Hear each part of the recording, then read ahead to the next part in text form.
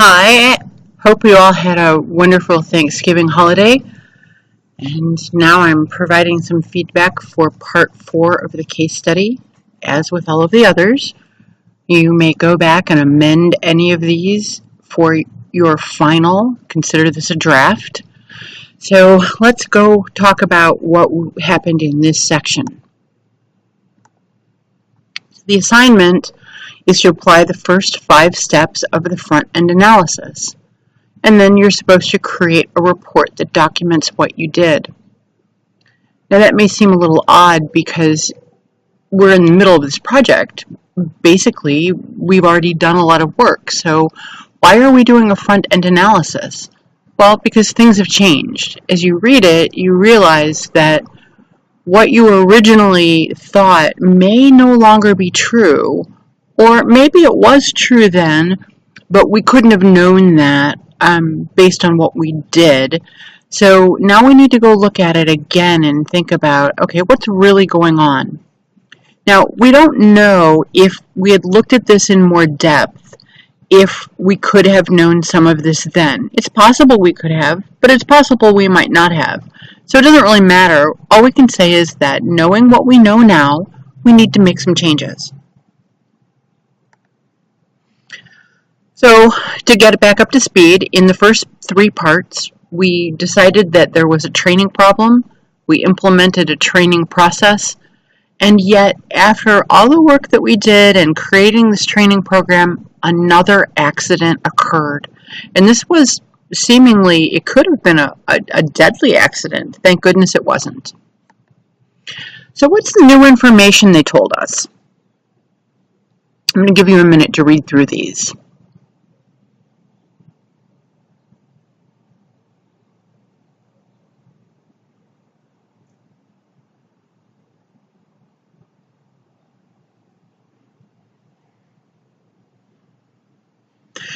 So let's talk about these one at a time.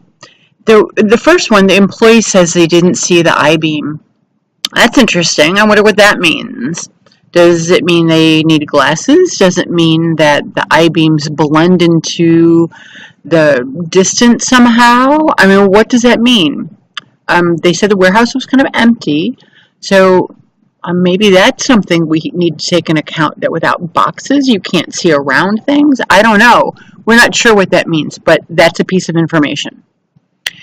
We also know that the supervisors say that the person is accident prone and that there's no time to update the files. Those are the training files.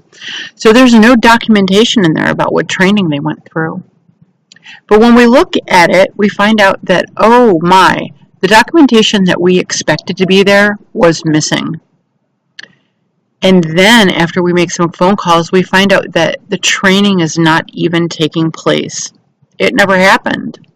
The training is not seen as valuable, but rather as compliance. Compliance means that they're just complying with the rules. They don't see that there's any value. That goes to the whole motivation about why I do something. If I don't see that something's valuable, even if it's a rule, I'm not likely to do it. And all employees do it. You probably do it in your classes. It's just a human trait. If we see something is not valuable, we're not likely to do it. And also interesting is there was no motivation to be concerned about this, because the only thing the supervisors got in trouble related to doesn't have anything to do with this. So nothing's going to happen to them because of these accidents. So did you find any other pieces of information that I missed? If there's something else that's in there, write it down. Keep track of it. So now that we know these things, to me, this is very interesting. I want you to think about things. How does this change your thinking from what you thought before? And also, what next? So now that you know these things, what does it mean to you? Well, I would say that it means nothing except that we need to know more. Oftentimes we jump to conclusions and we say, oh, well, this means this or this means that. We're wrong the vast majority of the time when we do that. So instead of jumping to conclusions and thinking that we know something is true, let's go do a front-end analysis. So our step one, just as it was with the other times we've done it, identify the business requirements. Now, we did this before in the beginning, but how have these things changed? What are the new business requirements if they are new? What does a company need to happen now? What do they require? And it's the company, not any of the individuals. The individuals may be part of it, but we need to look at the whole picture. What's the desired performance given what we now know? How has that changed? Is it different? Regardless of whether it's the different or same, let's write down what that is. And what's the current performance? We specified it before, but has it changed? It may be somewhat the same, but somewhat different. We're still having accidents, and we had them before, but we also noticed other performance that's involved. It's not just about the accidents, is it? It's about what people are doing related to training and whether it's being implemented correctly. So the current performance of everybody involved may be different now than it was before. And then we have the performance gap. So what's the gap? And we look at the current performance compared to what we want to have happen and see what the gap is. So I think some of the things that I might have noticed, some of the gaps, I might have say that, well,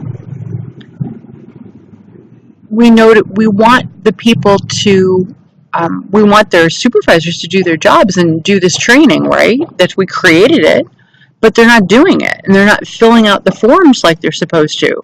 So those will all be gaps that are not occurring. And then the performance gap factors.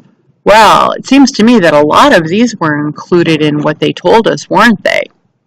I hope you found them too. So I hope this helps in thinking about it and looking at it again and possibly revising what you did. And we're closing it on the end, so that's a good thing. Pretty soon we're going to be finished with the project, and you're going to turn in the final, and hopefully all of these videos, well, I guess they're audios, they're video audios, I hope they're helpful. Have a good week. Bye-bye.